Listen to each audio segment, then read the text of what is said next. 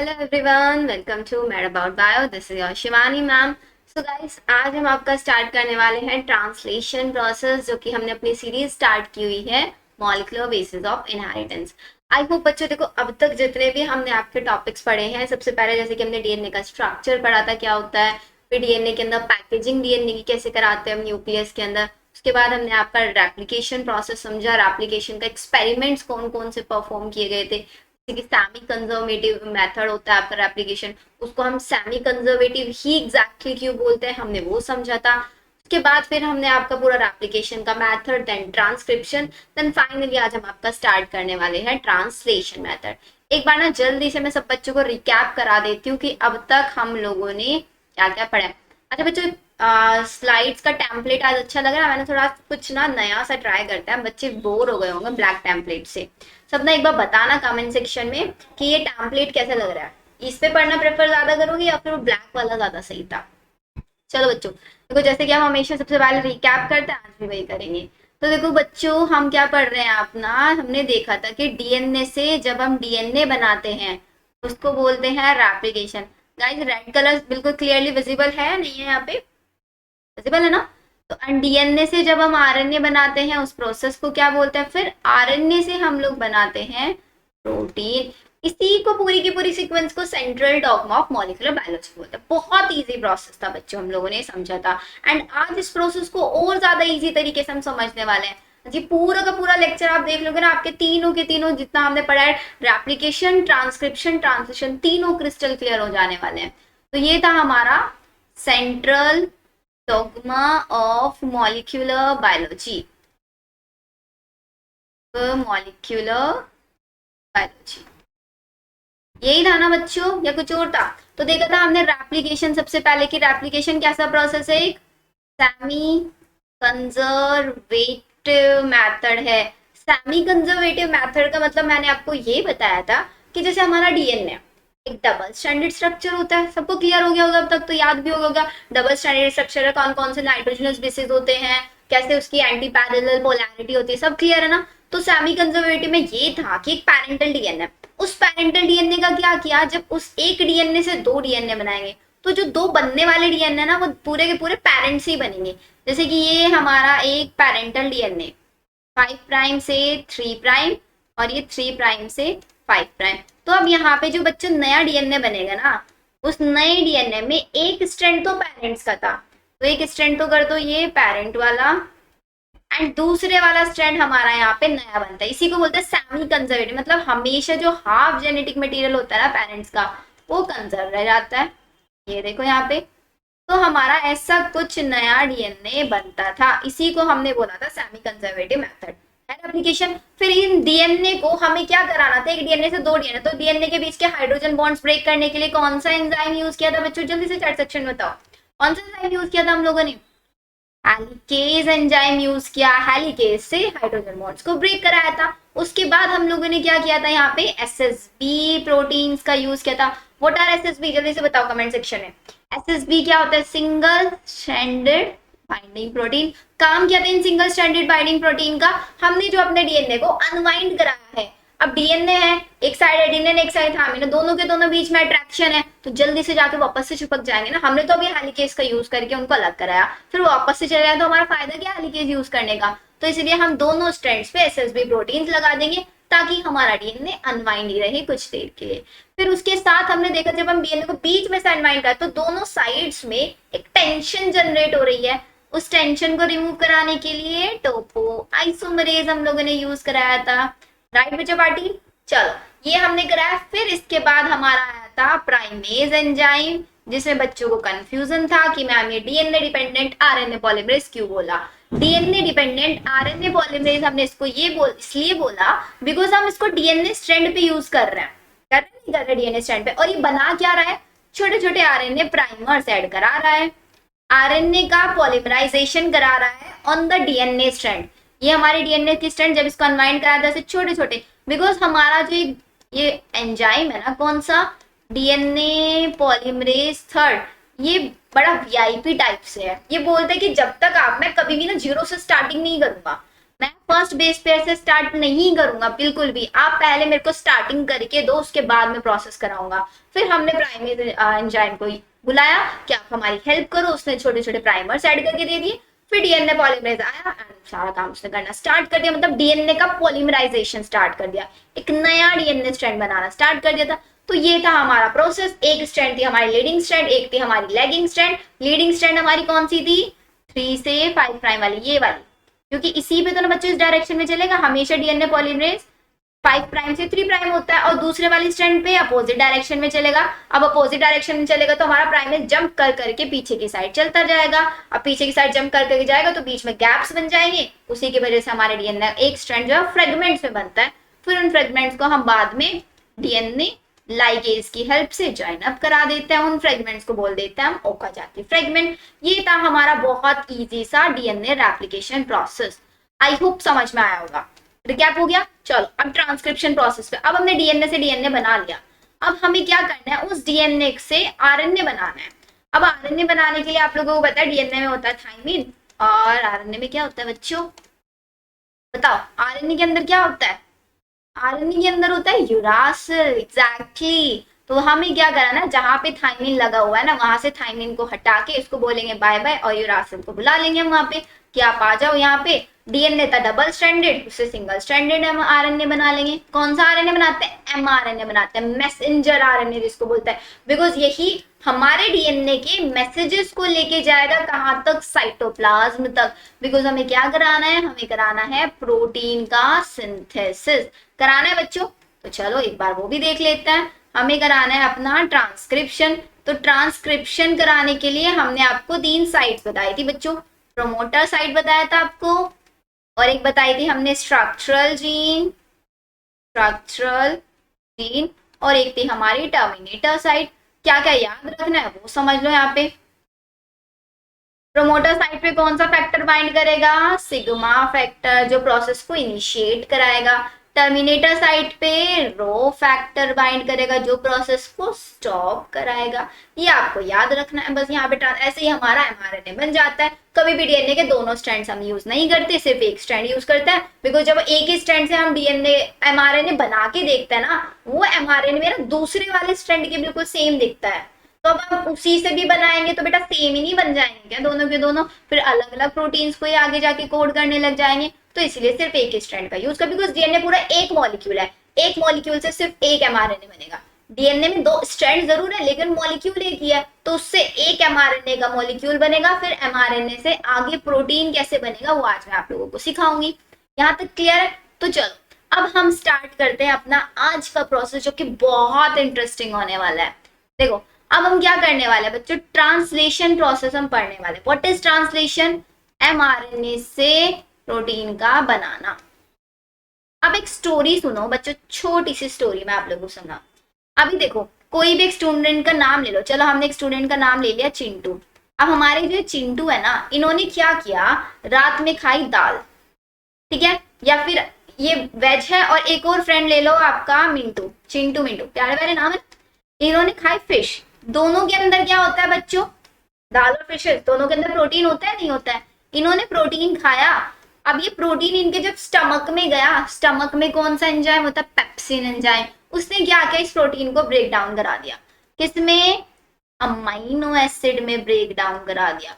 Protein को amino acid में break करा दिया। अब क्या कराना है, ये अमाइनो एसिड हमारी विलाई, इंटेस्टाइन के अंदर विलाई होती है जो एब्जॉर्प्शन करती है। इस अमाइनो एसिड को एब्जॉर्ब करा के हमने ब्लड में भेजा, और ब्लड ने एब्जॉर्ब करके ब्लड ने इसको कहाँ तक भेज दिया, हमारे सेल के साइटोप्लाज्म तक। तो बच्चों हमारे सेल के साइटोप्लाज्म में आ गया है बहुत सारा अमाइनो एसिड। अब हमें क्या करना है, इस अमाइनो एसिड से फिर से प्रोटीन बनवाना है। अब आप बोलोगे मैम अगर प्रोटीन फिर से बनवाना ही था तो प्रोटीन को ब्रेक क्यों किया। अब बेटा एक बात बताओ, क्या आपका ब्लड डायरेक्ट प्रोटीन एक लार्ज मॉलिक्यूल है, बहुत सारे अमाइनो एसिड्स पेप्टाइड बॉन्ड के थ्रू जब ज्वाइन होता है तब हमारा प्रोटीन बनता है। क्या इतनी बड़ी स्ट्रक्चर, इतना कॉम्प्लेक्स मॉलिक्यूल हमारा बॉडी डाइजेस्ट कर सकता है उसको। चलो डाइजेस्ट भी हो गया, क्या उसको एब्जॉर्ब कर सकता है हमारा ब्लड, अगर एब्जॉर्ब भी हो गया तो क्या हमारे सेल तक वो ट्रांसफर हो सकता है, सेल की प्लाज्मा मेम्ब्रेन उसको अंदर आने देगी, नहीं आने देगी ना, तो इसलिए डाइजेशन प्रोसेस बहुत जरूरी होता है। तो ये हमने प्रोटीन को अमाइनो एसिड में कन्वर्ट करा है, अमाइनो एसिड हमारे साइड, तो इसका मतलब हमारे साइटोप्लाज्म में बहुत सारे अमाइनो, टोटल कितने टाइप के अमाइनो एसिड्स होते हैं बच्चों? 20 अमाइनो एसिड्स होते हैं। तो हमारे पास अमाइनो एसिड्स आ गए बहुत सारे। अब इन अमाइनो एसिड से हमें बहुत सारे प्रोटीन बनाने हैं। अब आप बोलोगे ना प्रोटीन की क्या जरूरत है? बेटा जो ये अभी पेप्सिन एंजाइम का आपने यूज किया ना प्रोटीन को अमाइनो एसिड में कर, वो क्या है? एंजाइम। एंजाइम किससे बना होता है? प्रोटीन से बना होता है। तो हमारी बॉडी के अंदर जितने भी एंजाइम्स वर्क कर रहे हैं वो सारे के सारे प्रोटीन से तो होता है। जितने भी हॉर्मोन्स होता है प्रोटीन से तो होते हैं। तो बेटा इतनी एंजाइम्स, ये हॉर्मोन्स, हमारा जो मेलेनिन पिगमेंट, स्किन का जो पिगमेंट होता है उसको, ये सारे के सारे प्रोटीनियस नेचर के होता है। तो कहाँ से लेके आओगे प्रोटीन? आप प्रोटीन ही नहीं खाओगी तो हमें प्रोटीन तो बनवाना है अब, क्योंकि हमारी बॉडी डायरेक्टली प्रोटीन तो कंज्यूम करती नहीं है, उसको अमाइनो एसिड, अब हमें इस अमाइनो एसिड से फिर से प्रोटीन बनवाना पड़ेगा, बनाना पड़ेगा या नहीं? तो अब समझ में आया कि हम अमाइनो एसिड्स का प्रोटीन क्यों बनवा रहे हैं, क्योंकि हम प्रोटीन खा रहे हैं, उसको ब्रेक कर रहे हैं अमाइनो एसिड में, फिर जो एंजाइम ब्रेक कर रहा है उसी एंजाइम को बनाने के लिए फिर से हम अमाइनो एसिड से प्रोटीन बनाएंगे। आया समझ में? तो ये हम प्रोसेस कराएंगे। अब इस प्रोसेस को कराने के लिए ना बच्चों मुझे बहुत सारे टूल्स की जरूरत है, ऐसे समझ लो। अब देखो कौन कौन से मेरे को टूल्स चाहिए, वो मैं आपको एक ब्लैक स्क्रीन पे समझाती हूँ कैसे। देखो लिखो टूल्स ऑफ ट्रांसलेशन, मतलब मुझे ट्रांसलेशन प्रोसेस कराने के लिए किस किस चीज की रिक्वायरमेंट है। बच्चों लास्ट क्लास में ना आप लोगों को एक हम प्रोसेस करा रहे थे, एमआरएनए हमने बनवाया था। कहाँ से? डीएनए से एमआरएनए हमने बनाया था। फिर इस एमआरएनए को हमने प्रोटेक्ट करके भेजा था साइटोप्लाज्म में, बिकॉज साइटोप्लाज्म में था आरएनए। इसके अंदर हमने 3 प्रोसेस कराए थे।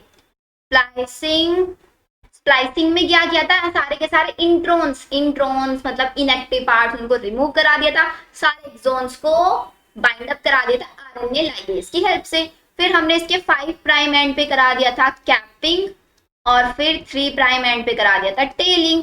कैपिंग में क्या कराया था? इसके 5 एंड पे 7 मिथाइल गुआनोसिन ट्राइफॉस्फेट ऐड करा दिया। टेलिंग में क्या कराया? टेलिंग में हमने 3 प्राइम एंड पे बहुत सारे एडेनिन ऐड करा दिए। ये प्रोसेस हमने किया, हमने प्रोटेक्ट करा दिया था अपने एमआरएनए को। एमआरएनए हमारा निकल के आ गया साइटोप्लाज्म में। इसी एमआरएनए को हम यूज करेंगे, बिकॉज ये एमआरएनए ना न्यूक्लियस से बहुत सारी इंफॉर्मेशन लेके आया, लेकिन उस इंफॉर्मेशन को हम नहीं पहचान सकते।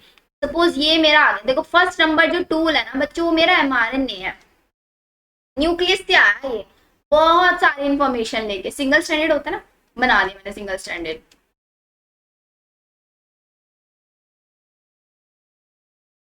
ये है मेरा एमआरएनए, ये 5 प्राइम एंड, ये इसका 3 प्राइम एंड। 5 प्राइम पे इसका वही कैपिंग हो रखी है, 3 प्राइम एंड पे इसका टेलिंग हो रखी है। कैपिंग टेलिंग को भी चलो अच्छे से कलर से दिखा देता है। तो ध्यान से समझना, देखो अभी लिखना मत कुछ भी, लिखने के लिए आप लोगों को आपकी मैम नोट से देंगे, बस समझ लो प्रोसेस समझना जरूरी है। तो लिखने के लिए तो हम लिख ही लेते हैं इसको। एमआरएनए चाहिए। सेकेंड देखो, अब मुझे चाहिए यहाँ पे एक टीआरएनए। टीआरएनए को हम बोलते हैं बच्चों एडेप्टर मॉलिक्यूल। अब आपको याद होगा कि हमने टीआरएनए भी बनवाया था जब हम डीएनए से आरएनए बनवा रहे थे, बनाया था नहीं? और टीआरएनए कौन सा पॉलीमरेज बनाया था? आरएनए पॉलीमरेज 3rd ने बनाया था। एमआरएनए को किसने बनाया था? आरएनए पॉलीमरेज 2nd ने बनाया था। और एक और हमने बनवाया था बच्चों आरआरएनए। टी मतलब ट्रांसफर आरएनए और आर मतलब राइबोसोमल आरएनए, जिसको हमारा किसने बताया था? आरएनए पॉलीमरेज 1st ने बनाया था। 3 थे, आरएनए पॉलीमरेज 1st ने बनाया था आरआरएनए, आरएनए पॉलीमरेज 2nd ने बनाया था मेरा mRNA messenger RNA, RNA polymerase 3rd ने बनाया था मेरा टीआरएनए। इन तीनों को हम यहाँ पे यूज करने वाले हैं, करेंगे यूज। Very good. चलो अब यहाँ तक हमने प्रोसेस को देख लिया कि हमारे पास ये टूल्स है। अब इसके अलावा और क्या चाहिए मेरे को इसके अलावा मेरे को चाहिए एक राइबोसोम। अब बच्चों ध्यान से सुनना, अगर मैं ये प्रोसेस करा रही हूँ प्रोकैरियोट्स में, तो प्रोकैरियोट्स में कैसा राइबोसोम होता है? प्रोकैरियोट्स में होता है 70S। और बच्चा यूकैरियोट्स में कैसा होता है? यूकैरियोट्स में होता है 80S राइबोसोम। तो वही ध्यान रखना, अगर ये प्रोसेस प्रोकैरियोट्स में आपको कोई पूछ ले तो लिख देना 70S राइबोसोम, और यूकैरियोट्स में पूछे तो 80S, prokaryotes 70S, eukaryotes 80S। फिर इनके अंदर होती है एक लार्ज यूनिट और एक होती है स्मॉल यूनिट। तो दोनों यूनिट्स का हम यहाँ पे यूज करने वाले हैं। ये सारी चीजें हम यहाँ पे यूज करेंगे। इसके अलावा एक और एंजाइम यूज करते हैं, अमाइनो एसाइल टीआरएनए सिंथेटेज। ये एंजाइम, और बच्चों नाम आपको लग रहा होगा कि मैम कितना डिफिकल्ट सा नाम बता रहे हो, बट बच्चे याद रख लेना इस नाम को, amino acyl tRNA synthetase, amino acyl tRNA synthetase. अब मेरे साथ रिपीट करो, याद हो जाएगा अभी। सबसे पहले एमआरएनए चाहिए, बोलो मैम एमआरएनए चाहिए, फिर बोलो टीआरएनए चाहिए, एडेप्टर मॉलिक्यूल है, ट्रांसफर करेगा किसी चीज को, अमाइनो एसिड्स को उठा उठा के लेके आएगा साइटोप्लाज्म से। जो हमारे चिंटू मिंटू ने रात में दाल और फिशेस खाई थी ना, बहुत सारे अमाइनो एसिड्स की बॉडी के अंदर आ गए थे, उन सारे अमाइनो एसिड्स को साइटोप्लाज्म में से लेके आएगा। और कहाँ पे लेके आएगा, जहां पे ट्रांसलेशन चल रहा है, साइटोप्लाज्म नहीं चल रहा है लेकिन एक जगह पे चल रहा है, उस जगह तक लेके आएगा ट्रांसफर आरएनए। ठीक है, फिर आरएनए क्या करेगा, जो अमाइनो एसिड बहुत सारे हैं, उन बहुत सारे अमाइनो एसिड्स के बीच में पेप्टाइड बॉन्ड बनाना स्टार्ट करेगा, तभी तो प्रोटीन बनेगा। और राइबोसोम क्या काम करेगा वो भी पता चल जाएगा। बताओ यहां तक समझ में आया या नहीं प्रोसेस? फिर आप लोगों को ना इमेजेस के थ्रू आपको बहुत ज्यादा क्लियर मैं कराने वाली हूँ प्रोसेस। क्लियर बच्चों? चलो अब आगे चलते हैं। यहां तक हो गया। अब देखो ये हमारा टीआरएनए ऐसे दिखता है, एकदम प्यारा सा स्ट्रक्चर। अब इस पे क्वेश्चन ये आता है बच्चों, एक होती है इसकी 2D स्ट्रक्चर, एक होती है इसकी 3D स्ट्रक्चर। 2D स्ट्रक्चर इसकी दिखती है clover leaf like, clover leaf like structures की दिखती है अगर हम इसको 2D में देखें। और अगर हम इसको 3D में देखें, 3 डायमेंशनल में देखेंगे, तो ये मुझे दिखता है इन्वर्टेड एल शेप। बस इतना याद रख लेना इसको। अब इसके अलावा क्या याद रखोगे, जैसे यहाँ पे क्या है बच्चों, सिंगल आरएनए हमेशा सिंगल स्ट्रैंडेड होता है, तो ये भी मेरा सिंगल, मतलब एक सिंगल ऐसे थ्रेड है, बस उसको क्या करा दिया मैंने, ऐसे कॉइल करा रखा है। एक सिंगल ऐसे थ्रेड है, जैसे मेरा पेन है ना, तो मैंने इसको उठा के ऐसे कॉइल करा रखा है। ये देखो ये हुआ मेरा यहाँ पे 5 प्राइम, एक हो गया मेरा 3 प्राइम, ये 5 प्राइम वाला देखो इसको ऐसे करा रखा है ना। और इसमें एक साइड ऐसे जो 3 बबल्स बना रखे हैं, एक बबल ऐसे होता है जहां पे होता है मेरा एंटीकोडोन। अब ये एंटीकोडोन क्या है, जैसे ये मेरी एमआरएनए की साइड, तो अगर मेरा एमआरएनए पे है AUG, तो यहाँ पे कौन सा टीआरएनए आएगा, AUG। दिख रहा है ना बच्चों, क्लियर, AUG। तो इसके ऊपर कौन सा टीआरएनए आएगा, इसके ऊपर वो टीआरएनए आएगा जिसके पास होगा A का अपोजिट U, और U का अपोजिट A, और G का अपोजिट C। तो इसके ऊपर वो टीआरएनए आएगा, ध्यान से समझना, इसके पास सिर्फ वो टीआरएनए आएगा जिसके पास इसका अपोजिट एंटीकोडोन होगा। अब ये यहाँ का आंसर बताओ, या ACC, तो इसका बताओ इसके पास कौन सा टीआरएनए आएगा, जल्दी से बताओ कौन सा टीआरएनए आएगा इसके पास, बताओ बच्चों जल्दी जल्दी से। ACC के पास कौन सा टीआरएनए आने वाला है, A के साथ U, C के साथ G, C के साथ G, वेरी गुड। तो बच्चों ये वाला टीआरएनए यहाँ पे आएगा, एंड इसके पास, इस टीआरएनए के पास अमाइनो एसिड कौन सा होगा, जो ACC को कोड करेगा। इसके पास कौन सा अमाइनो एसिड होगा, जो AUG को कोड करेगा। वही अमाइनो एसिड वो अपने पास ऑलरेडी रखेगा। तो टीआरएनए, अब बात आती है अमाइनो एसिड के पास, टीआरएनए के पास अमाइनो एसिड कैसे आया। देखो अब तक मैंने प्रोसेस बताना स्टार्ट नहीं किया है, अब तक सिर्फ प्रोसेस के अंदर क्या क्या टूल्स यूज कर रहे हैं वो समझा रही हूँ मैं आप लोगों को। अब एक चीज और स्टेप समझो, देखो अब स्टेप बाय स्टेप समझना है। सबसे पहले लिखो बच्चों स्टेप 1। अभी इमेजेस मत देखो, इमेजेस तब देखना जब मैं बताऊंगी, अभी जो मैं लिख रही हूँ उस पर ध्यान दो। सबसे पहले क्या, जो हमारे चिंटू मिंटू ने रात में खाए अमाइनो एसिड, वो अमाइनो एसिड साइटोप्लाज्म में जैसे ही जाएंगे, साइटोप्लाज्म में माइटोकॉन्ड्रिया जो बहुत सारा एटीपी बनाया जा रहा है, वो अमाइनो एसिड एटीपी के साथ बाइंड अप हो जाएंगे।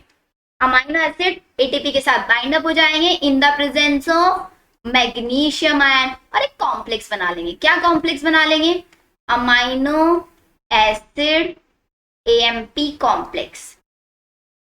कौन बताएगा what is AMP, amino acid plus ATP, adenosine triphosphate, try मतलब 3 फॉस्फेट है, और AMP एडिनोसिन मोनोफॉस्फेट। तो मतलब अमाइनो एसिड क्या हुआ, ATP के साथ बाइंड हो गया, तो 2 हमारे पास फॉस्फेट निकल गए हैं यहाँ से, तभी तो बच्चा AMP बन गया यहाँ पे। तो ये कॉम्प्लेक्स मतलब जितने भी हमारे चिंटू ने खाना में प्रोटीन खाया था, वो सारा का सारा प्रोटीन अब इस फॉर्म में है साइटोप्लाज्म में।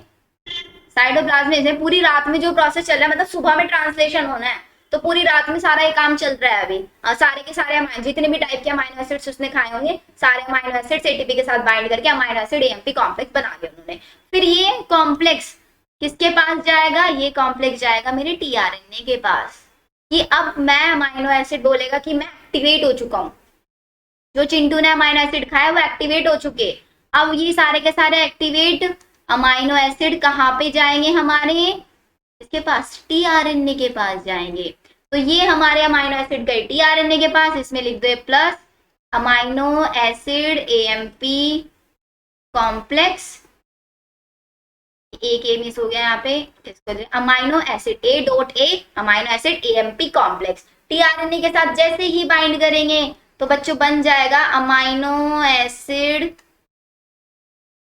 TRNA complex. यहाँ पे दिख रहा है आप लोगों को या नहीं है, मैंने इसको यहाँ लिख दी थी, देखो स्टेप 2 में यहाँ पे लिख रही हूँ हमारा टीआरएनए, ठीक है, बाइंड किया किसके साथ, अमाइनो एसिड एएमपी कॉम्प्लेक्स के साथ।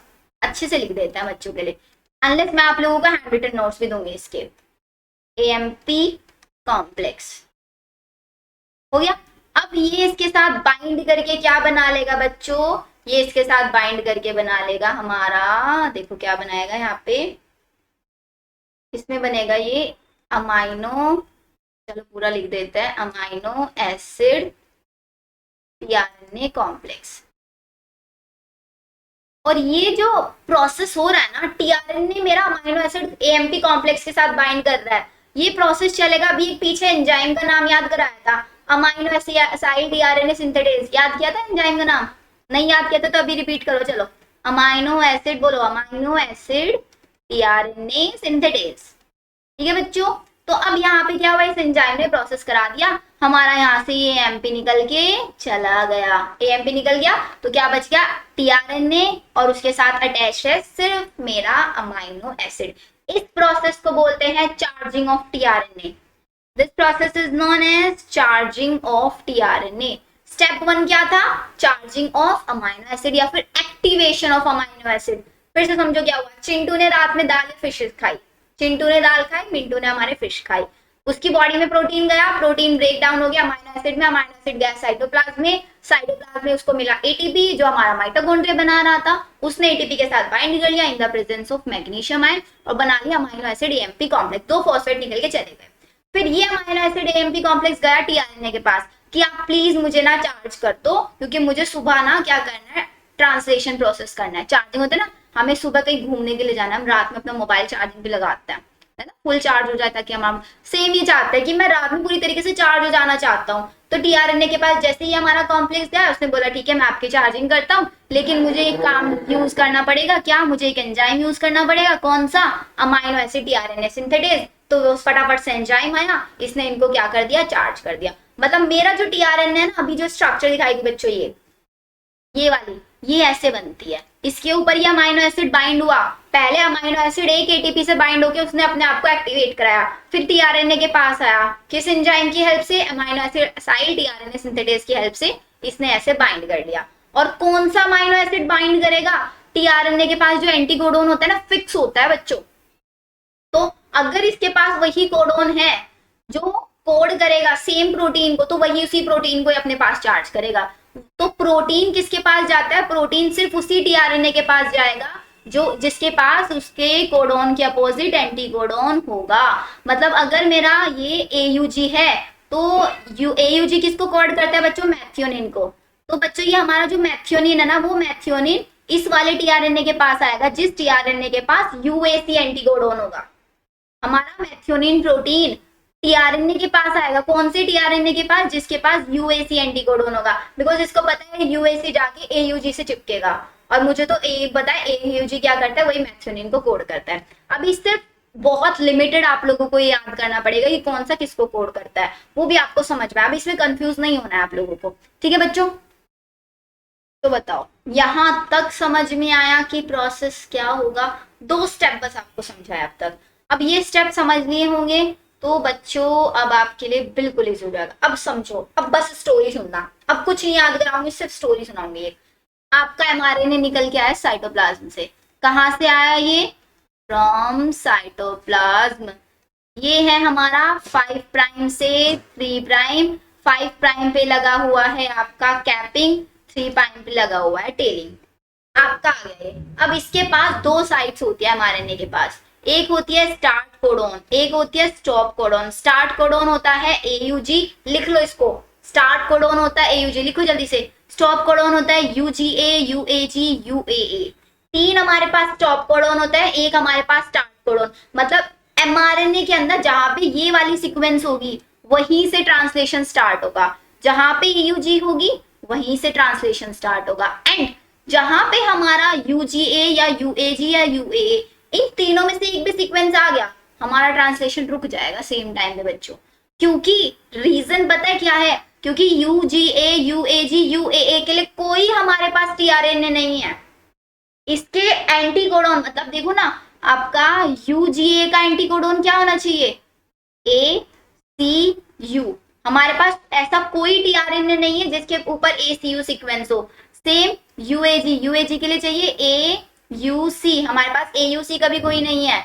UAA के लिए चाहिए AUU, कोई tRNA ऐसे नहीं है इन तीनों के, तो इसलिए इनको हमने स्टॉप कोडॉन बोल दिया। ठीक है, टोटल हमारे पास 64 कोडॉन होता है। 64 कोडॉन में से 61 कोडॉन ऐसे होता है जो प्रोटीन बनाएंगे। कोडॉन फिर से बता रही हूँ, समझाऊंगी क्या होता है। सिर्फ आपको याद रखना है, जब हम न्यूक्लियोटाइड को, न्यूक्लियोटाइड्स में जो 3 बेसेस होता है ना, 3 बेसेस मिलके एक साथ एक प्रोटीन को कोड करते हैं। जैसे AUG का सीक्वेंस बना दिया तो ये एक प्रोटीन को कोड करेगा, फिर AUC बना दिया, ये दूसरे को कोड करेगा। ऐसे पूरी सीक्वेंस बना दी, पूरी की पूरी टेबल है, समझाऊंगी ये सब कुछ। सिर्फ अभी इतना ध्यान रखो कि हमारे किसके पास बच्चों, हमारे mRNA के पास 2 सीक्वेंस होती है, एक होती है स्टॉप वाली, एक होती है स्टार्ट वाली। बस इतना बताया ना अभी तक अपना, इसको याद रखो। ठीक है, आगे चलो। अब देखो क्या होगा, जैसे ही mRNA आया, mRNA के आते ही साइटोप्लाज्म में mRNA आया, पहले चेक होगा कि उसकी कैपिंग टेलिंग हो रखी है नहीं हो रखी है। अगर कैपिंग टेलिंग हो रखी है, ऑल गुड। फिर आता है हमारा राइबोसोम। बताया था ना अभी आप लोगों को मैंने कि बच्चों टूल्स में लिखाए थे राइबोसोम। तो सबसे पहले आएगा मेरा small unit of ribosome. Small unit of ribosome आया, वो राइबोसोम आके हमारे mRNA के नीचे की साइड बाइंड हो जाएगा, ऐसे नीचे की साइड बाइंड हुआ। फिर उसके बाद मेरा tRNA आया, ये देखो ये आ रहा है भागा हुआ tRNA। ये tRNA कौन सा tRNA आएगा बच्चों? मेरा वो tRNA आएगा, क्योंकि यहाँ पे सीक्वेंस है AUG, तो इस tRNA के पास कौन सी सीक्वेंस होनी चाहिए? कौन सी? क्योंकि स्टार्ट वाला है, प्रोसेस यहीं से स्टार्ट होगा बच्चों, प्रोसेस यहीं से स्टार्ट होगा, तो इसके पास सीक्वेंस होनी चाहिए A का अपोजिट U, U का अपोजिट A और G का अपोजिट C। तो मतलब सिर्फ वही tRNA आएगा जिसके पास UAC है। और AUG किस प्रोटीन को कोड करता है? तो ये कौन सा अमाइनो एसिड होगा मेरे पास? मैथियोनिन होगा यहाँ पे। तो ये मैथियोनिन को लेके भागा भागा आएगा कि स्मॉल राइबोसोम यूनिट जुड़ चुकी है, इसको हम बोलते हैं एक्टिवेशन tRNA। मतलब ये हमारे प्रोसेस को स्टार्ट कराएगा। अब देखो जैसे ये आएगा, अब देखो क्या होगा, ये चिपक गया यहाँ पे। नीचे AUG था तो ऊपर UAC आ गया हमारा, आया नहीं? एंटीकोडॉन, नीचे वाला कोडॉन, ऊपर वाला एंटीकोडॉन, एंटीकोडॉन आ गया, ये यहाँ पे बाइंड होगा। जैसे ही tRNA यहाँ पे बाइंड हुआ, अब आ जाएगी लार्ज सब यूनिट की। अब हमारा स्टार्टिंग tRNA आ चुका है, अब मैं जाके इन सबको बाइंड कर लेता हूँ। तो ये आ गई मेरी लार्ज राइबोसोम यूनिट। समझ आ रहा है ना बच्चों? सबसे पहले मेरा mRNA आया, mRNA के आते ही उसके ऊपर चेक किया गया कैपिंग टेलिंग है या नहीं है। फिर स्मॉल यूनिट आई नीचे की साइड, फिर मेरा tRNA आया जो AUG के अपोजिट एंटीकोडॉन जिसके पास था, फिर वो आके चिपक गया हमारे AUG से। फिर उसके पास आया मेरा कौन सा? लार्ज यूनिट राइबोसोम की। अब जो हमारा राइबोसोम होता है ना बच्चों, इसके ऊपर 3 सीक्वेंस होते हैं, ईपा। ट्रिक याद रखोगे, ईपा, EPA। ई को बोलता है एग्जिट साइट, ऐसे याद रखना। ए को बोलता है मेडेप्टर साइट। मतलब यहाँ पे नए नए हमारे क्या आएंगे? tRNA आएंगे। पी को हम बोलते हैं पॉलीमराइज वाली, मतलब यहाँ पे पॉलीमराइजेशन होगा, बहुत सारे अमाइनो एसिड बाइंड करते चले जाएंगे। अब ध्यान से समझना, देखो क्या हो रहा है। अब ये जो हमारा tRNA है, कौन से वाला? स्टार्टिंग वाला tRNA, सबसे पहले वाला tRNA, वो आपका पी साइट पर अटैच है, पी साइट पर। अब ये हमारा पूरा ट्रांसलेशन यूनिट तैयार हो चुकी है प्रोसेस करने के लिए, हमारी मशीनरी पूरी तरीके से रेडी हो गई। कैसे रेडी हुई? नीचे स्मॉल यूनिट, फिर उसके ऊपर टीआरएनए आया जिसके ऊपर पास मैथ्योनिन था, एयूजी के अपोजिट एंटीकोडॉन था, फिर लार्ज सब यूनिट आ गई और बीच में हमारा ये ईपीए, मतलब जो अभी हमारा टीआरएनए है वो पी वाली साइड पे। अब देखो क्या होगा, अब ये तो हमारा था एयूजी, अब इसके आगे वाला है सपोज करो यूएए। तो अब मेरे को ये बताओ, यूए नहीं बेटा, यूए तो स्टॉप हो गया ना, यूए नहीं होगा, कोई और कोई भी कोडॉन ले लो यहाँ पे रैंडमली। एक सेकेंड होल्ड करना। हाँ देखो, चलो आगे समझाती हूँ उसको कौन से वाला कोडॉन। अब देखो यहाँ पे, देखो यहाँ पे लिखते हैं, ये था मेरा AUG, अब मैंने यहाँ पे ले लिया GUC। अब बताओ जो ये मेरा टीआरएनए आया बच्चों, इस टीआरएनए के पास कौन सा कोडॉन होना चाहिए, इसका एंटीकोडॉन कैसा दिखना चाहिए? ये तो मेरे पास मैथ्योनिन था, ठीक है, मैथ, बिकॉज AUG मैथ्योनिन को कोड, याद कर लो AUG मैथ्योनिन को कोड करता है। तो इसके पास G के अपोजिट C और U का अपोजिट A और C का अपोजिट G, CAG। अगर इसके ऊपर CAG होगा तो ये आके बाइंड कर जाएगा। ये देखो ये एंटीकोडॉन हमारा और ये नीचे वाला कोडॉन, और ये दोनों के दोनों आके चिपक जाएंगे ऐसे। अब जैसे ये चिपकेगा कौन सी साइड पे? ए, अडेप्टर नया आएगा। फिर हमारा क्या होगा, जो राइबोसोम की ये यूनिट चल रही है ना, जैसे ये मेरा पेन है, ये मेरा mRNA है, इसके ऊपर ये मेरा हाथ है ना, जो बच्चों देखो दिख रहा है ना आप लोगों को हाथ, ये मेरा हाथ है आपका राइबोसोम। तो ये राइबोसोम जैसे ही हमारा एडेप्टर पे आया तो ये क्या होगा, एक इसके बीच में देखो ये मैथ्योनिन और ये हमारा जो नया अमाइनो एसिड है, इन दोनों के बीच में पेप्टाइड बॉन्ड, देखो पेप्टाइड बॉन्ड आपको दिखेगा भी बनता हुआ, ये बन गया। देखो ये ऐसे दोनों के दोनों, बिकॉज देखो क्लोज क्लोज आ रहे हैं दोनों के दोनों टीआरएनए, जैसे ही टीआरएनए यहाँ पे नीचे चिपक जाएगा तो अमाइनो एसिड और ये अमाइनो एसिड, इन दोनों के बीच में पेप्टाइड बॉन्ड बनेगा। और पेप्टाइड बॉन्ड को कौन बनाएगा? हमारा आरआरएनए, राइबोसोमल आरएनए, इसको स्मॉल लिखो, आरआरएनए इन दोनों के बीच में क्या बना देगा, ये वाला जो अमाइनो एसिड है यहाँ से निकल के दूसरे वाले जो अभी नया टीआरएनए है उसके पास चला गया, बिकॉज इसका लाइफ स्पेन पूरा हो चुका, इस वाले टीआरएनए का लाइफ स्पेन पूरा हो चुका। अब ये यहाँ से क्या करेगा, इस अमाइनो एसिड को हमारे दूसरे वाले अमाइनो एसिड के पास भेज देगा कि आप जाओ अपना पेप्टाइड बॉन्ड बना के प्रोटीन चेन बना स्टार्ट कर दो। अब जैसे ही ये इसको भेज देगा यहाँ पे, फिर हमारा जो राइबोसोम, क्या आप देखो हाथ, राइबोसोम जो होगा यहाँ से ऐसे शिफ्ट हो जाएगा आगे, एक स्टेप आगे चला जाएगा। अब जैसे ही एक स्टेप आगे जाएगा, ये मेरी साइड E, ये मेरी साइड P, ये मेरी साइड, अभी राइबोसोम की जो यूनिट है ये आगे शिफ्ट हो रही है एक स्टेप आगे। तो इसका मतलब ये जो मेरा पहले वाला टीआरएनए था अब ये E वाली साइड पे आ जाएगा या नहीं? देखो यहाँ पे ये दिख रहा है E वाली साइड, ये P साइड, ये A साइड, और यहाँ पे देखो ये हमारा एक अमाइनो एसिड, ये इनके बीच में पेप्टाइड बॉन्ड बन चुका है। और मेरा जो सबसे फर्स्ट टाइम पे आया था वो E साइड, E को बोलता है एग्जिट साइड, तो मतलब जैसे ही हमारा टीआरएनए एग्जिट साइड पे आएगा यहाँ से निकल के चला जाएगा। अब ये तो निकल के यहाँ से चला गया, फिर नया टीआरएनए आया, अब ये मेरा P साइड पे है, मतलब A साइड अब खाली है। जब भी ये साइड खाली होगी नए नए अमाइनो एसिड आते रहेंगे। नया अमाइनो एसिड आया, ये आ गया, देखो नया अमाइनो एसिड, ये एक नया अमाइनो एसिड, ये जैसे ही यहाँ पे बाइंड करेगा, सपोज यहाँ पे सीक्वेंस ले लो CAA, तो अब बताओ इसके ऊपर कौन सी सीक्वेंस होनी चाहिए एंटीकोडॉन की, कौन सी सीक्वेंस होगी? GUU होनी चाहिए, नहीं होनी चाहिए? तो यह होगी, ये यहाँ पे ऐसे बाइंड हो जाएगा। जैसे ये बाइंड होगा ये दोनों के दोनों अमाइनो एसिड अब इसके पास शिफ्ट हो जाएंगे, दो अमाइनो एसिड इसके पास शिफ्ट, तो अब हमारे पास ये ऐसे 3 अमाइनो एसिड बाइंड हो जाएंगे। पेप्टाइड बॉन्ड कौन बनवाएगा, कौन बनवाएगा पेप्टाइड बॉन्ड? Ribosomal RNA. फिर से हमारा जो यूनिट है, हमारा जो घर है छोटू सा, ये आगे शिफ्ट हो जाएगा एक स्टेप। अब जब ये फिर से एक स्टेप आगे शिफ्ट होगा तो मतलब ये अब मेरी यहाँ पे शिफ्ट हो जाएगा एग्जिट साइड पे, ये यहाँ से लीव कर जाएगा, और मेरा ये वाला टीआरएनए P साइड पे और मेरी A साइड फिर से खाली हो जाएगी। देखो यहाँ पे ये हो रहा है, ये फिर से E साइड पे आ गया तो ये निकल जाएगा, और ये हमारा P साइड और A साइड मेरी फिर से खाली हो गई। तो ऐसे देखो कितनी बड़ी चेन बनती चली जाएगी हमारी। सिर्फ क्या हो रहा है, नए नए टीआरएनए आ रहे हैं, राइबोसोम आगे से शिफ्ट होता चला है, बिकॉज राइबोसोम को तो शिफ्ट होना पड़ेगा ना। अब यहाँ पे UAA था, इसको कोड करा दिया, अब आगे UACU है, अब इसको कोड कराएगा, फिर आगे ऐसे 3 में शिफ्ट होता चला जाएगा। नहीं, बिकॉज हमेशा 3 में हम जब भी कोड किसी भी चीज को रीड करते हैं, देखो CAUAU, तो हमेशा ऐसे 3 में कोड रीड करते हैं कॉन्टिन्यूअस मैनर में, कभी भी हम इनको ओवरलैपिंग नहीं कराते ना। तो ऐसे हमारा राइबोसोम वाली यूनिट है, लार्ज और स्मॉल वाली, 3 पहले 3 को कोड करा, उस 3 से आइडेंटिफाई किया कि यहाँ पे कौन सा प्रोटीन आना चाहिए, वही टीआरएनए उसको अमाइनो एसिड को लेके आएगा, फिर नेक्स्ट 3 पे जाएगा, फिर उसके अकॉर्डिंग देखेगा कि यहाँ पे कौन सा अमाइनो एसिड ये किस अमाइनो एसिड को बोल रहा है एग्जैक्टली, क्योंकि ये पता है बच्चे कोडेड फॉर्म है यूएए, हमें नहीं पता यूएए का मतलब क्या है। जैसे आपने सुना होगा ना स्कूल में क्या होता था, स्कूल में जो गर्ल्स बात करती थी ना तो हमेशा ना एक कोडिंग फॉर्म का यूज करती थी। मतलब सपोज करो कि कोई फ्रेंड है, उसका बॉयफ्रेंड है किसी भी नाम से, मतलब उसका क्रश है, नॉट बॉयफ्रेंड, क्रश है, तो क्या करती थी जब भी वो क्रश साइड में से निकल के जाता था ना तो उसका नाम रख देती कि किसका नाम पूजा है, कि पूजा आ रही है, तो अब उस लड़के को तो नहीं पता चलेगा लेकिन उसको समझ जाती थी पूजा मतलब उसका क्रश है ना, कि सामने उसका क्रश खड़ा है, तो एक सिग्नलिंग दे देती थी कोडेड फॉर्म में। अब उनकी कोड सिर्फ कौन समझ सकता है, वही लोग समझ सकते हैं, हम नहीं देख के बता पा रहे कि यूए का मतलब क्या है। लेकिन हमारा जो राइबोसोम है और ये जो टीआरएनए इनको पता है, इन्होंने क्योंकि खुद से बनाए हुए हैं सारे कोड्स, टीआरएनए को पता है कि यहाँ पे यूएए है तो मुझे कौन सा एंटीकोडॉन लेके आना है और अपने साथ कौन सा अमाइनो एसिड लेके आना है, ये सारी की सारी इन्होंने अंदर से अपनी कोडिंग बना रखी है। लेकिन जब हम इनको पढ़ते चले जाएंगे, जब हम गर्ल्स के ग्रुप में रहने लग जाते हैं तो हमें उनकी सारी कोड्स 2-3 दिन तक रह लो सब पता चल जाएगा कि वो किसको सिमरन बुला रही है, किसको राज बुला रही है, सब पता चल जाता है ना, ऐसे यहाँ पे पता चल जाएगा हम लोगों को। तो बस यही ध्यान रखना है बच्चों की कोड किस अमाइनो एसिड को कर रहा है,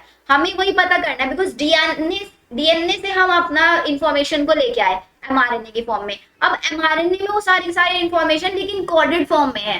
प्रॉब्लम तो यही है डायरेक्टली होती, यहाँ पे लिखा होता है यूए की जगह की ये मेथियोनिन होगा, ये फिनाइल एलेनिन हो गया, ट्रिप्टोफैन होगा, तो बेटा फिर तो कोई प्रॉब्लम थी ही नहीं, सबके बीच में पेप्टाइड बॉन्ड बना देते और बना देते प्रोटीन चेन बन जाती ना। लेकिन अभी इन्होंने इतना इजी नहीं किया इस प्रोसेस को, बहुत कॉम्प्लिकेटेड बनाया हुआ है। अब हमें क्या करना पड़ेगा, टीआरएनए वही आएगा जो यहाँ पे कोडोन होगा, उसी के अपोजिट वाला एंटीकोडोन लेके आएगा टीआरएनए, वही एंटीकोडोन वाला टीआरएनए आएगा एंड उसी के ऊपर वही अमाइनो एसिड आएगा। तो ये प्रोसेस खुद से चलता रहता है, बस हमें तो समझना पड़ता है। जैसे गर्ल्स के गैंग में चले जाएंगे, हम कुछ कर नहीं सकते, हम उनको देख के समझ सकते हैं कि हाँ उन्होंने किसके लिए कौन सा वर्ड यूज किया, किसके लिए कौन सा कोड वर्ड वो यूज कर रही है। सेम यहाँ पे, ठीक है बच्चों। चलो तो यहाँ तक देखो हमारा स्टार्ट कराया था एयूजी ने स्टार्ट कराया। फिर मैंने आपको बताया था कि अब मेरा देखो स्टॉप कोडोन आ गया बच्चों यहाँ पे। अब जैसे ही स्टॉप कोडोन आएगा, अब आपको बताया था स्टॉप कोडोन के लिए मेरे पास कोई ऐसा टीआरएनए नहीं है जो इसको कोड करता हो, उस मतलब ऐसा कोई टीआरएनए नहीं है जिसके पास इसके अपोजिट एंटीकोडोन हो, ऐसा कुछ नहीं है। तो अब यहाँ पे एक मेरा रिलीज फैक्टर आएगा, एक रिलीज फैक्टर जल्दी से निकल के आएगा और क्या बोलेगा कि भाई अब आप सब चले जाओ अपने अपने घर, प्रोसेस हो गया फिनिश, सब फिनिश, अब आप जाओ अपने घर, ठीक है। स्टॉप कोडन में ऐसा रिलीज फैक्टर आएगा तो बच्चों देखो फिर क्या हो जाएगा, फिर सब के सब हमारे यहाँ से रिलीज हो जाएंगे। पहले क्या होगा, ये जो टीआरएनए है इस टीआरएनए से सारी की सारी पॉलीपेप्टाइड चेन जो बन गई ये रिलीज हो जाएगी, बिकॉज ये प्रोटीन बन चुका है। फिर प्रोटीन आगे जाके जिसको उसको कोड करना है, जो बनाना है, एंजाइम बनाना है, कुछ भी बनाना है, वही काम करना स्टार्ट कर देगा। स्मॉल यूनिट निकल जाएगी, लार्ज यूनिट यहाँ से निकल जाएगी और हमारा जो एमआरएनए ने कोड कर दिया। अब बच्चा ये हमारा जो एमआरएनए ना डीजनरेट हो जाएगा, बिकॉज इसका प्रोसेस, इसका काम पूरा हो चुका है। इसका काम था सिर्फ इंफॉर्मेशन को लेके आना, इंफॉर्मेशन लेके आया, छुट्टी, भाग जाओ अब अपने घर। टीआरएनए का काम रहेगा, टीआरएनए लाइफ टाइम के लिए रहता है, आरआरएनए भी लाइफ टाइम के लिए, लेकिन ये बेचारा हमारा एमआरएनए ऐसे होता है जिसको एक ही बार यूज करते हैं ट्रांसलेशन में। आगे बताओ पूरा का पूरा प्रोसेस समझ में, फिर से रिकैप करना है कि हमने किया क्या। चलो रिकैप करते हैं। सबसे पहले मेरा आया एमआरएनए, एमआरएनए के ऊपर चेक किया गया क्या, कैपिंग एंड टेलिंग।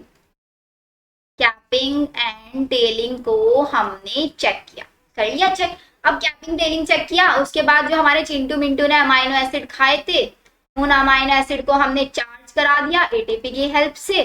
फिर इसी के साथ हमने बाइंड करा दिया हमारा tRNA with the help of amino acyl tRNA synthetase, ये हमने करा दिया। तो अब हमारा बन जाता है क्या, अमाइनो एसिड टीआरएनए कॉम्प्लेक्स, ये हमारा बन जाता है अमाइनो एसिड टीआरएनए कॉम्प्लेक्स। मतलब एक हमारा ऐसे टीआरएनए जो कि 2D डायरेक्ट 2D इसकी स्ट्रक्चर है क्लोवर लीफ और 3D में दिखता है एल शेप। तो यहाँ पे मेरा ये अमाइनो एसिड, ये मेरा टीआरएनए रेडी है, ठीक है। अब ये टीआरएनए मेरा जाएगा किसके पास, अमाइनो एसिड के पास। सबसे पहले आएगा स्मॉल यूनिट, फिर आएगी उसके ऊपर ये टीआरएनए, कौन सा टीआरएनए, चार्ज टीआरएनए आएगा इसके ऊपर, फिर चार्ज टीआरएनए के ऊपर आ जाएगी मेरी लार्ज सब यूनिट। लार्ज सब यूनिट के पास थी 3 साइट, ई साइट, पी साइट, ए साइट, ये साइट थी। फिर इन साइट के ऊपर हमारा क्या होगा, प्रोटीन बनना स्टार्ट हो जाएगा। प्रोटीन कैसे बनता है, अमाइनो एसिड के बीच में होता है बाय पॉलीपेप्टाइड। एक सेकेंड, तो बताओ बच्चों यहाँ तक सारा प्रोसेस समझ में आया कि हम क्या लिख रहे थे, अमाइनो एसिड आपके ज्वाइन हो जाते हैं बाय पेप्टाइड बॉन्ड। ये था हमारा कुछ प्रोसेस आज का ट्रांसलेशन। आई होप आप लोगों को समझ में आया होगा। बताओ जल्दी से कमेंट सेक्शन में किस किस को समझ में आया, किस किस को नहीं समझ में आया। एंड अगर कोई डाउट है तो क्या डाउट है आप लोगों को, ट्राई कि हम बच्चों के सारे डाउट्स क्लियर करें। अकॉर्डिंग टू मी तो देखो समझ में आ गया, बिकॉज आई ट्राई कि मैं जितना ज्यादा से ज्यादा हो सके इमेजेस का यूज करूं। And don't worry about notes, notes आप लोगों को प्रॉपर्ली मैं शेयर करा दूंगी। यहाँ तक तो चलो अब हम आपका स्टार्ट करते हैं। Next one topic is your genetic code. अब जो मैं बात कर रही थी अब तक, कोड ऑन, एंटी कोडोन, ये सब है क्या वो समझते हैं। सबसे पहले देखो बच्चों, जो वर्ड है ना जेनेटिक कोड, ये हमारा दिया गया है जॉर्ज कैम्यू के थ्रू। मतलब जॉर्ज कैम्यू हमारे साइंटिस्ट है जो 1954 में ये बोला कि एमआरएनए से जो हमारा एमआरएनए जो डीएनए से आ रहा है बनके, वो एमआरएनए साइटोप्लाज्म है, तो उस एमआरएनए के अंदर जो सारी की सारी इंफॉर्मेशन कोडेड फॉर्म में है। अब उस कोडेड फॉर्म से हमें पता लगाना है कि ये वाला इंफॉर्मेशन हमें किस अमाइनो एसिड के लिए पता लगा रहा है, कि ये वाला हमारा जो जेनेटिक कोड है ये कौन सा अमाइनो एसिड को कोड करेगा। फिर उन्हीं अमाइनो एसिड को हमें वहां से कोड कराना है, वो इन्फॉर्मेशन में पता लगानी है यहाँ पे। तो उसको इन्फॉर्मेशन को पता लगाने के लिए हमारे पास बहुत सारी डिफिकल्टी है। सबसे पहली डिफिकल्टी सुनो क्या है। पहली डिफिकल्टी बच्चों मेरे पास ये है कि टोटल होते हैं 20 अमाइनो एसिड। पढ़ा था आप लोगों ने बायोमोलिक्यूल्स में टोटल 20 अमाइनो एसिड्स होते हैं, है ना बच्चों। अब 20 अमाइनो एसिड मुझे कोड कराना है कोड, लेकिन मेरे पास नाइट्रोजनस बेसिस है सिर्फ 4, AUCG। A for adenine, U for uracil, C for cytosine and G for guanine. ये मैंने आप लोगों को बताया तब तक, ठीक है। अब हमें क्या कराना है बच्चों, इनसे 20 अमाइनो एसिड कोड कराना है। अब अगर मैं देखूं तो अगर मैं बोलूं कि बच्चा एडेनिन तो सिर्फ एक यूरासिल, एक गुआनिन, तो बेटा ऐसे तो सिर्फ 4 अमाइनो एसिड कोड होंगे ना मेरे, सिर्फ 4। अगर मैं बोल दूं कि एक मेरा नाइट्रोजनस बेस एक अमाइनो एसिड को कोड करेगा तो 4 अमाइनो एसिड। लेकिन चलो अगर मैंने दो का पेयर बना लिया, AU कर दिया और AC कर दिया, AG कर दिया और AA कर दिया, ठीक है। फिर यहाँ पे मैंने U के साथ बना दिया, ऐसे UC हो गया, UG हो गया, ठीक है। फिर हमारा आ जाएगा CG आ जाएगा, और बस ऐसे ही बनेगा ना। और क्या बन जाएगा बच्चों, बताना जरा, हेल्प करना। GU हो गया, GC हो गया, हाँ बेटा फिर तो ये बनेंगे बस, देखो है ना, इसी टाइप से। तो ऐसे तो फिर मेरे देखो कितने कम बन रहा है, लेकिन मुझे तो 20 चाहिए। तो मैंने क्या फॉर्मूला निकाला, अगर मैं क्या करती हूँ, दो का पेयर बना दो तो 4 की पावर 2 कितना होता है बच्चों, 4 × 4 16 अमाइनो एसिड कोड होंगे मेरे सिर्फ, अगर मैं 4 की पावर 2 कर दूं तो। मतलब ऐसे दो का पेयर बना दूं तो ऐसे मेरे पेयर 16 पेयर बनेंगे, तो 16 पेयर 16 अमाइनो एसिड ही कोड करेंगे, क्योंकि एक पेयर एक ही अमाइनो एसिड। अगर मैं बोल रही हूँ AU मैथ्योनिन करेगा तो सिर्फ मैथ्योनिन करेगा, ये ट्रिप्टोफैन ग्लाइसिन कुछ नहीं करने वाला। एक कोडॉन एक अमाइनो एसिड, ध्यान समझना है। अब मैंने क्या किया, 4 की पावर 3 कर दिया, 4 × 4 × 4 बच्चा कितना होता है, 4 × 4 × 4 बताओ जल्दी से, मैम की ना मैथ्स थोड़ी वीक है।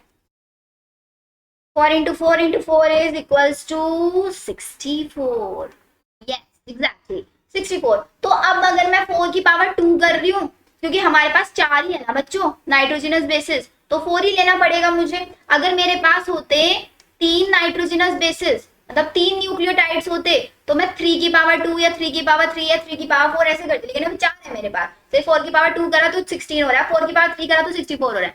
तो मतलब अगर मैं ऐसे इन चारों का 3 का पेयर बना दूं, जैसे AUG, AUC, AUU ऐसे करके मैं टोटल 64 ऐसे पेयर्स बना सकती हूँ। तो उससे मेरे 64 अमाइनो एसिड कोड हो जाएंगे। अब आप बोलोगे मैम अमाइनो एसिड तो 20 है, तो बेटा यहाँ पे भी एक सिचुएशन ये आती है। वो कैसी सिचुएशन आती है वो देखो, अभी ध्यान से समझना। ये साइलेंट फीचर्स है हमारे जेनेटिक कोड के। उससे पहले ये समझो, एक टेबल बनाई कि कैसे हम पेयरिंग करेंगे। तो देखो सबसे पहले हमें क्या लेना है, ये वाली जो UCAG, यहाँ से तो मुझे फर्स्ट लेटर लेना है और फिर यहाँ से सेकंड लेटर लेना है UCAG और यहाँ से थर्ड लेटर। तो मैंने यहाँ से फर्स्ट लेटर लिया U, ऊपर से फर्स्ट लेटर लिया U, फिर यहाँ से सेकंड थर्ड लेटर लिया ये, फिर यहाँ पे आ जाओ, यहाँ से फर्स्ट लेटर लिया U, ऊपर से सेकंड लेटर ले लिया C, फिर यहाँ से सेकंड लेटर, यहाँ से कौन सा लेटर लेना है, हमारा फर्स्ट लेटर, ये आ गया। ये देखो अब यहाँ से और ये ऊपर वाले चेंज होते चले जाए। देखो इस वाली लाइन का समझो, यहाँ पे यहाँ से फर्स्ट लेटर ले लिया U, फिर यहाँ से ये रहा U, ठीक है, फिर यहाँ से हमारा आ गया, कौन सा आया, U और A आ गया हमारा, ये वाला थर्ड लाइन। थर्ड लाइन का बना रहे हैं ना, तो इसलिए यहाँ पे A आएगा। देखो ध्यान से समझना है इस वाले टेबल को। चलो अगर हम इसका बना के देखें, तो ये हमारा थर्ड लाइन में, तो यहाँ से हम थर्ड लेटर A लेंगे सब में, तो यहाँ पे C और ऊपर कौन से में है, U वाले कॉलम में, तो U आ गया, और यहाँ से कौन से कॉलम में है, A में, तो ये आ गया। तो ऐसे करके टोटल अगर आप इनको काउंट करो ना, तो बच्चों ऐसे 64 हमने कोडोन्स बना लिए। अब इन 64 कोडॉन में से एक तो होता है मेरा AUG, जिसको हम अभी ट्रांसलेशन में, इसको मैथ्योनिन को कोड करता है, ये हमेशा स्टार्ट करता है। और 3 मेरे ऐसे कोडॉन है जिनको हम बोलते हैं स्टॉप कोडॉन, जो किसी को कोड नहीं करते, UAA, UAG and UG, 3 stop code है। तो टोटल मेरे पास 61 कोडॉन बचे जो अमाइनो एसिड को कोड करेंगे। 20 अमाइनो एसिड को ही करेंगे। अब डिफरेंस यहाँ पे ये है कि एक कोडॉन एक अमाइनो एसिड को करेगा, ध्यान से सुनना, एक कोडॉन एक अमाइनो एसिड को करेगा, लेकिन एक अमाइनो एसिड को बहुत सारे कोडॉन कर सकते हैं। एक कोडॉन एक अमाइनो एसिड को करेगा। अब इसका मतलब देखो यहाँ पे ये चलो एग्जांपल ले लिया ट्रिपल सी हमारा प्रोलीन को कोड कर रहा है, लेकिन इसका मतलब ये नहीं है कि ट्रिपल C आप हिस्टडीन को भी करने लग जाए, सिर्फ ये प्रोलीन को करेगा। लेकिन प्रोलीन को ट्रिपल C भी कोड कर रहा है, CCA भी कर रहा है और CCG भी। देखो इसका बहुत अच्छा एग्जाम्पल, तो फनी से एग्जाम्पल है ये। एक बॉयफ्रेंड है, मतलब एक लड़का है, तो हमेशा एक लड़का क्या करता है, बहुत सारी गर्लफ्रेंड बना लेता है ना, होता है ना, लड़कों को एकदम स्टार टाइप से बोलता है, तो वो बहुत सारी गर्लफ्रेंड बना लेता है। लेकिन लड़कियां क्या होती है, वो एक ही बॉयफ्रेंड बनाती है जनरली। तो ये हमारा लड़का हो गया। अमाइनो एसिड है हमारा बॉय, जिसने एक साथ 4 गर्लफ्रेंड्स को पटाया हुआ है। अब ये जो हमारी गर्लफ्रेंड है, ये बेचारी एक ही साथ स्टिक रहती है, ये एक ही साथ पूरी लॉयल्टी दिखाएंगी। ध्यान से समझना, बॉय है हमारा अमाइनो एसिड जो एक साथ बहुत सारे कोडोन्स को लेके घूमता है। एक अमाइनो एसिड को बहुत सारे कोडोन्स कोड कर रहा है। एक बॉय की बहुत सारी गर्लफ्रेंड्स हो सकती हैं, मैक्सिमम 4 होंगी, मैक्सिमम यहाँ पे 4 आप देखेंगे, 4 आपको यहाँ पे दिखेंगे। तो मतलब लड़की का एक ही बॉयफ्रेंड है, लड़की का एक ही बॉयफ्रेंड का मतलब एक कोडॉन एक ही अमाइनो एसिड को कोड करेगा। लेकिन लड़के की बहुत सारी गर्लफ्रेंड है, मतलब अमाइनो एसिड, एक हमारा अमाइनो एसिड है, उसके बहुत सारे कोडॉन हो सकते हैं। बताओ समझ में आया? फनी लग रहा होगा आप लोगों को, हंसी आ रही है सुन के, मैम क्या बताए जा रहे हो आप लोग भी, हमें बिगाड़ रहे हो मैम, हमें पढ़ाना चाहिए आप लोगों को, आप ऐसी ऐसी बातें बता रही हो। तो बताओ ये समझ में आया कि कैसे हम लोगों ने ये पेयरिंग कराया? आगे बच्चों समझ में या नहीं, जल्दी जल्दी बताओ। क्लियर है? चलो, तो ये तो हुआ हमारा बच्चों कोडॉन की कहानी। अब हमें पता ये कैसे चला कि इस कोडॉन को कौन ही कोड कर रहा है। इसके लिए कुछ एक्सपेरिमेंट्स किए गए, एक बार एक्सपेरिमेंट समझ लो, फिर उसके बाद उसके साइलेंट फीचर्स बताऊंगी आप लोगों को। हमारे पहले साइंटिस्ट थे, बड़े सीधे साधे से साइंटिस्ट थे, जिन्होंने बोला कि हमारे 3 ही, हम ये जो 4 का पावर 3 यूज किया ना, ये ऐसे ही नहीं आ गया कि हमने मैथ्स लगा दी तो हो गया बेटा। इसके लिए एक्सपेरिमेंट किए गए थे। कौन सा? निरेनबर्ग एंड मैथी साइंटिस्ट थे हमारे। निरेनबर्ग एंड मैथी साइंटिस्ट ने क्या किया, बहुत सारे ऐसे यू की एक टेल ले ली, यू यू यू यू ऐसे। अब हमेशा हम ऐसे 3-3 के पेयर में करते हैं, तो अब हमें नहीं पता था कि हम 3-3 का पेयर, मतलब ये 3 एक अमाइनो एसिड को करेगा, 3 एक को, ये 3 एक को, हमें नहीं पता था कि कितने अमाइनो एसिड मिलेंगे। उन्होंने एक mRNA ले लिया ये ऐसे, फिर इन्होंने इस mRNA को कोडिंग के लिए छोड़ दिया। फिर इन्होंने देखा कि इनके पास ना ऐसे 3 फिनाइल एलेनिन की चेन मिली, इसमें 3 फिनाइल एलेनिन थे। तब इनके माइंड में आया कि 3 मतलब मैंने तो यूज किया 1 2 3 4 5 6 7 8 9, मैंने तो 9 यहाँ पे बेसिस लिए, 9 न्यूक्लियोटाइड्स लिए। तो 9 न्यूक्लियोटाइड ने मेरे 3 अमाइनो एसिड बनाए। तो मतलब एक का मतलब है 3 अमाइनो एसिड ने सॉरी एक अमाइनो एसिड को 3 हमारे न्यूक्लियोटाइड्स ने कोड किया।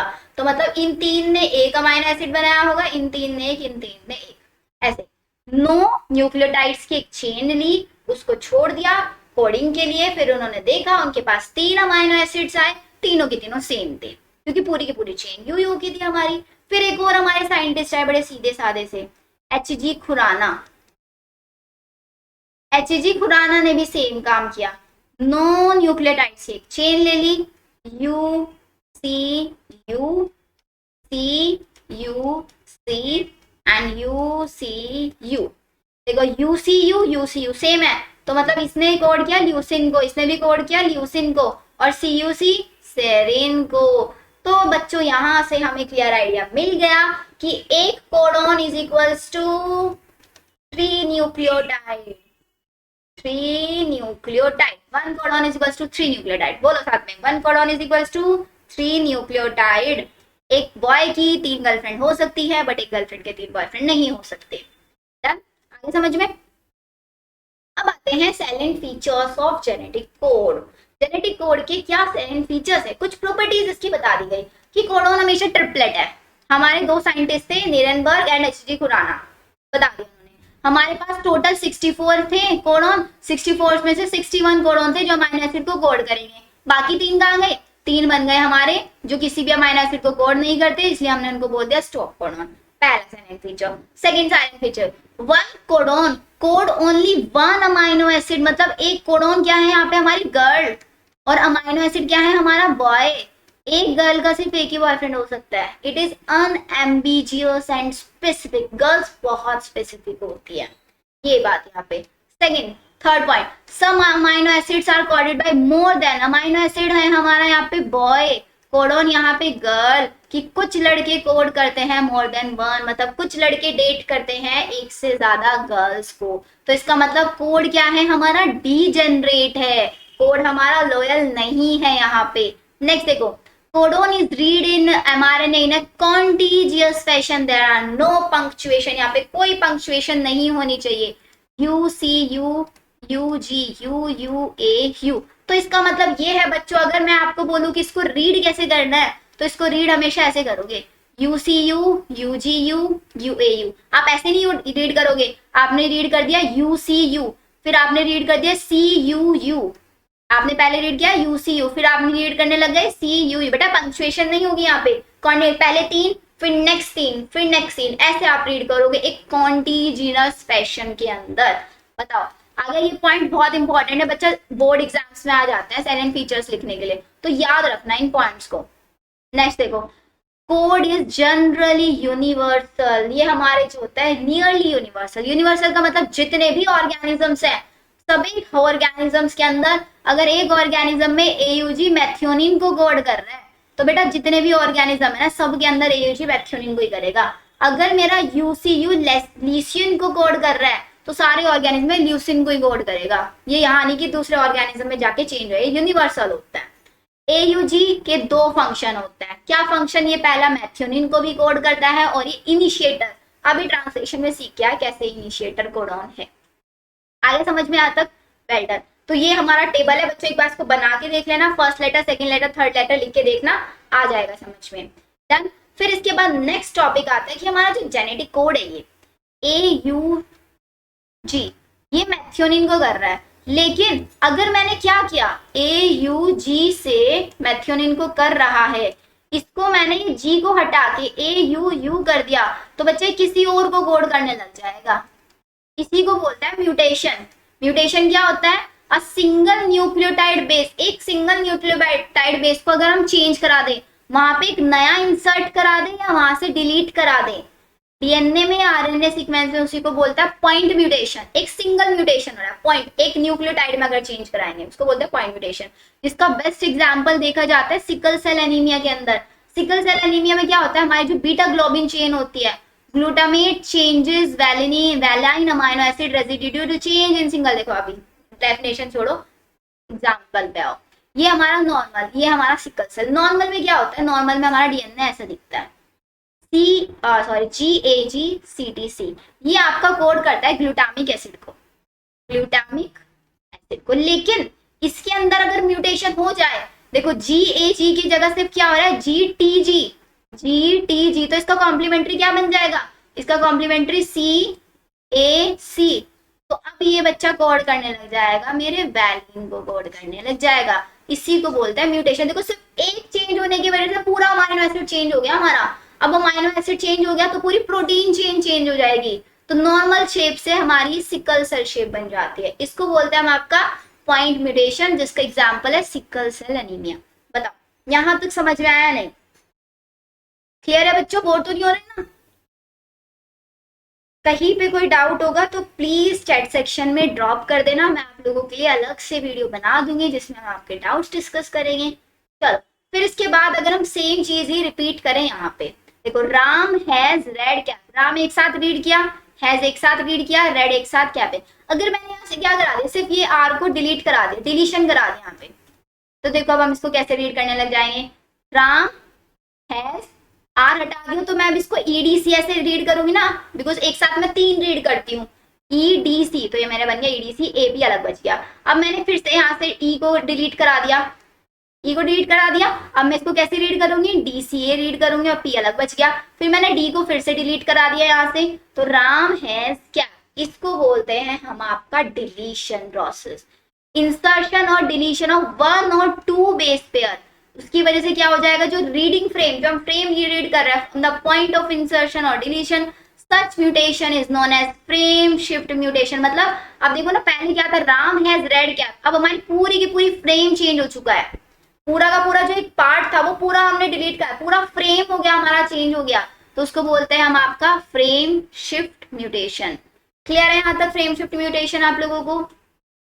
बताओ डन। तो यहाँ पे बच्चों आज का हमारा लेक्चर फिनिश होता है। आई होप आप लोगों को सारी चीजें समझ में आई होगी। अब हमारा देखो लेक्चर में बच क्या जाता है, अब कुछ कुछ सा ना हमारा जीन एक्सप्रेशन बच जाता है, जीन एक्सप्रेशन या फिर जीन रेगुलेशन बोल देता है, वो हमारा बच गया इसमें। और हमारा कौन सा टॉपिक बच गया है, लैकोपेरोन बच गया है, और हमारा बच गया है DNA फिंगरप्रिंटिंग। अब आई ट्राई कि जो नेक्स्ट लेक्चर आए फिंगर प्रिंटिंग, नेक्स्ट लेक्चर जो आएगा बच्चों वो होगा इन तीनों के ऊपर। तो नेक्स्ट लेक्चर होपफुली कल ही आ जाए, होप फॉर बेस्ट, ठीक है। तो आपका कल चैप्टर हमारा फिनिश हो जाएगा। उसके बाद अब हम नेक्स्ट ट्यूसडे वेडनेसडे, वेडनेसडे में ना, मंडे नहीं बेटा, मंडे में, मंडे में रात 9 बजे हम करेंगे इसके प्रैक्टिस क्वेश्चन, प्रैक्टिस सेशन हम रखेंगे लाइव ऑन यूट्यूब। अब एक और अनाउंसमेंट बच्चों के लिए, बहुत दिनों से बच्चे बोल रहे हैं मैम फिजिक्स और केमिस्ट्री का टारगेट बना दो। तो बच्चे लोग, मैंने आप लोगों के लिए फिजिक्स और केमिस्ट्री का भी मंथली टारगेट बना दिया है। अब जो जो ये वीडियो देख रहा है, पूरी वीडियो देखेगा तो उसको मैं मंथली टारगेट, आप मुझे मैसेज करोगे कि मैम आपने वीडियो में बोला था कि मंथली टारगेट, वो मुझे पर्सनली मैसेज कर देना कि मैम प्लीज मुझे टारगेट दे दो, तो मैं स्टूडेंट को मंथली टारगेट पर्सनली शेयर करने वाली हूँ, जस्ट टू चेक कि कितने बच्चे पढ़ाई को लेके सीरियस हैं या नहीं है। जो मैंने आप लोगों को अगस्त का टारगेट दिया, बेटा अगस्त देखो कल 15 अगस्त है, आप लोगों का 50% टारगेट फिनिश हो जाना चाहिए, 50% टारगेट फिनिश हो चुका होगा आई सपोज ये चीज आप लोगों के लिए। एंड कल है हमारा 15 अगस्त, तो बच्चों in advance happy independence day, अच्छे से इंडिपेंडेंस डे सेलिब्रेट करना एंड खुद से एक प्रॉमिस करना सारे के सारे बच्चे कि इस बार जो नेक्स्ट इंडिपेंडेंस डे होगा वो हम मेडिकल कॉलेज में करेंगे। Next independence day medical college वाला, सब अपना ये टारगेट बना के चलेंगे एंड कमेंट सेक्शन में टाइप करेंगे next independence day medical college वाला ही होना चाहिए, जितने भी बच्चे हमारे पास यहाँ पे हैं, ठीक है बच्चों। एंड फिजिक्स और केमिस्ट्री वाला टारगेट मैं आप लोगों को शेयर कर दूंगी। तो अगर आपको लेक्चर अच्छा लगे, शेयर करना, सब्सक्राइब करना, लाइक जरूर कर देना। सो बच्चों, मिलते हैं नेक्स्ट सेशन में। Bye everyone.